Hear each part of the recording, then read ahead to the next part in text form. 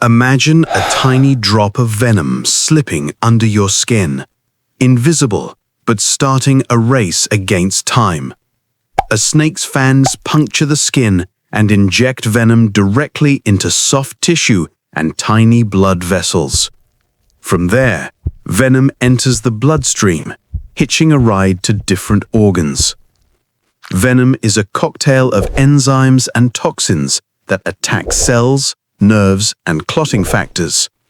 Neurotoxins can block nerve signals, causing numbness, drooping eyelids, or breathing trouble. If respiratory muscles are affected, breathing becomes weak. That's an emergency. Other venom types disrupt clotting, causing uncontrolled bleeding or dangerously thick blood. Locally, venom causes swelling and pain, a sign it's working on the tissue nearby. The immune system responds. Inflammation and sometimes allergic shock can follow fast. How fast? Minutes to hours.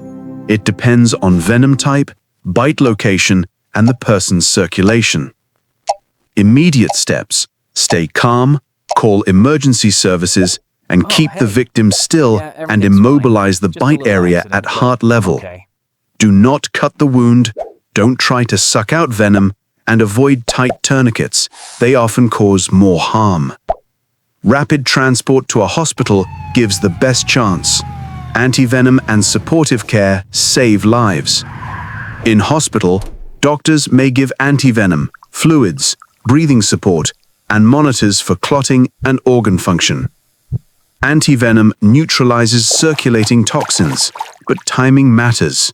Earlier treatment is better. Recovery can take days to weeks. Some patients need rehab for nerve or muscle recovery. Complications can include long-term nerve damage, scarring, or rarely organ failure in severe cases. Prevention is key. Wear boots, use a torch at night, avoid tall grass, and watch where you step or place your hands. Quick recap: stay calm, call emergency services, and get to a hospital. Antivenom is the definitive treatment. If you found this useful, subscribe for more short medical explainers.